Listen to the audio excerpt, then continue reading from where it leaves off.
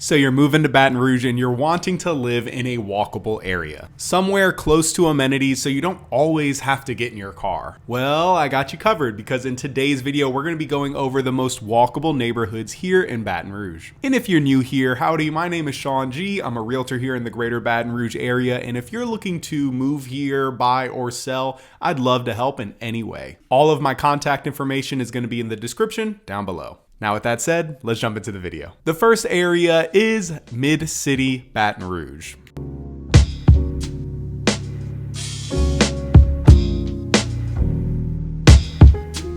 When I think about the most walkable neighborhoods or just areas in general in Baton Rouge, Mid-City is the very first one that comes to mind.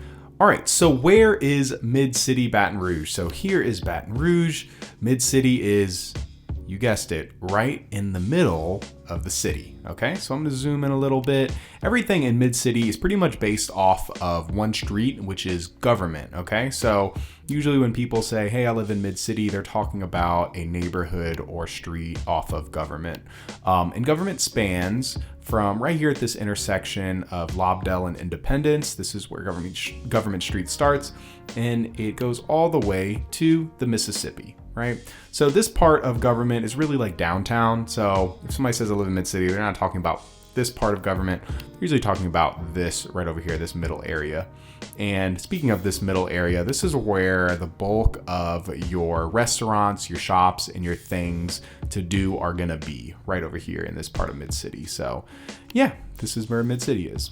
So the art scene in Baton Rouge has definitely heavily influenced Mid-City Baton Rouge, and we have a bunch of different art shops. We have some woodworking shops, and we even have different art festivals that happen in Mid-City throughout the year. And the city has made a lot more effort in Mid-City to make Government Street more walkable and more bikeable. They actually incorporated bike lanes, which to a lot of people may not be a big deal, but in Baton Rouge, it's pretty awesome. So I do want to highlight two really popular neighborhoods here in Mid-City. We have Ogden Park, which is close to Baton Rouge High on the north side of Government. Like I said, a lot of older homes in this whole entire area, and that's no exception in Ogden Park. Ogden Park is close to Elsie's, French Truck, and Ogden also has an Ogden Market. That's where you're gonna see Time Warp, which is a thrift store. They also have Simple Joe, which is a great breakfast spot. And they even have Radio Bar, which is a really popular hangout spot. Median sales price in Ogden Park is at $270,000. The other really popular neighborhood here in Mid-City is Capitol Heights. Like Ogden Park, a lot of older homes, but Capitol Heights is actually pretty big, so it spans a lot farther, a lot more blocks than Ogden Park. Median sales price in Capitol Heights is at $315,000.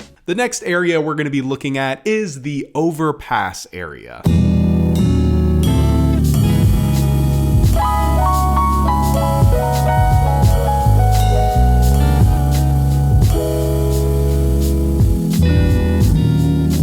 All right, so where is the Overpass area? So right here we have Mid-City, which we know. So if you go a little farther down south, right over here by University Lake, this is where the Overpass area is. So this is where you're gonna find all your restaurants, all your shops and things to do. And I'm just gonna point out a few things. Right over here we have the Dales, which is a really popular neighborhood, and they call it the Dales because we have all the streets end with Dale. So Cherrydale, Glendale, Cedardale, Cherrydale, Ferndale, etc. Right? And as you go a little bit farther up, you cross a little bit of a bridge, and then you're in the 100 Oaks area, which is an amazing neighborhood. Lots of really great things to do in this area. We also have the dog park, City, Park Lake, University Lake. People like the Overpass because it's really convenient. It's kind of like this middle ground between Mid-City, where there's a lot of things to do, and a little farther south, we have LSU, where there's a ton of things to do as well. So this Overpass area is great for that. Baton Rouge's Overpass area is home to some really amazing restaurants. They have a lot of things to do, and it's in a really convenient area. Right in between the Garden District, Mid-City, and LSU, we have the Overpass. So you do get a little bit of the best of both worlds, and it's super convenient to go from either or. The city is going to be putting funds towards beautifying the area, making more sidewalks, making it even more walkable and bikeable. So one of my favorite neighborhoods in the Overpass area has to be the Dale. The Dales has some older homes in that neighborhood. I actually talked with an owner over there.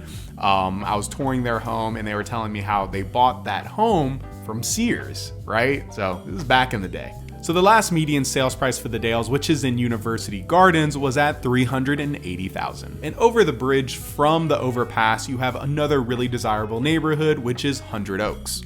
So as you drive down 100 Oaks, you're gonna notice these beautiful homes on these really large lots. And I just wanna point out, not every home is on a large lot like that, but it's an amazing location. You're close to City Park and you're close by the overpass. So the last median sales price in 100 Oaks was $365,900. And for our third walkable neighborhood here in Baton Rouge, we have Downtown and Spanish Town.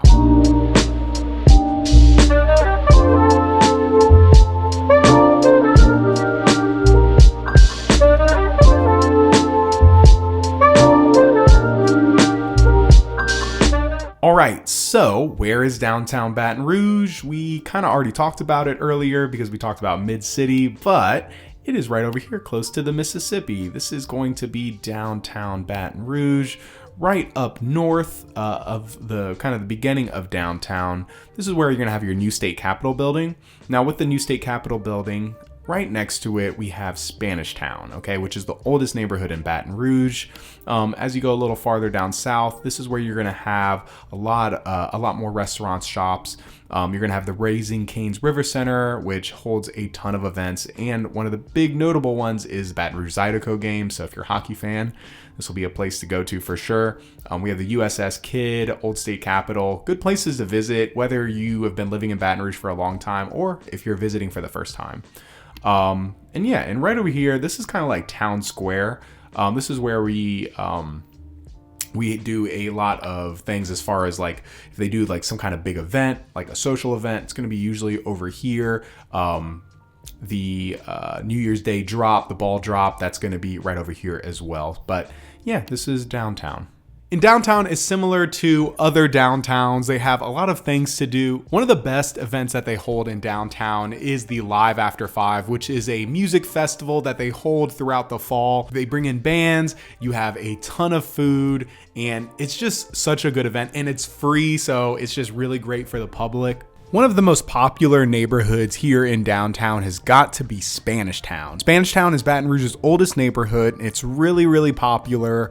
It has a lot of rich history and it has its own parade and mascot, which is the Pink Flamingo. Similar to all the homes in Mid-City and the Overpass, you're gonna see a lot more older homes here because of course it's an older neighborhood. You also are gonna see a mixture of small multifamily like duplexes and triplexes and fourplexes, as well as single family homes. And for Spanish Town, the latest median sales price is $320,000. Well, y'all, those were the three most walkable areas in Baton Rouge. So really, Baton Rouge isn't a super walkable area. Just like a lot of major cities, they have a lot of suburbs around that mostly people live in, but the areas that are walkable are really nice because they are close to all the amenities. Baton Rouge is pretty sprawled out for the most part, and our public transportation isn't the strongest. We don't have a subway system like New York or anything like that. So if you are making the move here, I do recommend, even if you're living in one of those walkable neighborhoods, to still get a car because it's gonna make life so much easier. Well, y'all, thank you so much for watching. If you have any questions about this video or any of the areas I was talking about, please feel free to reach out. I'd love to help in any way. Thanks for watching.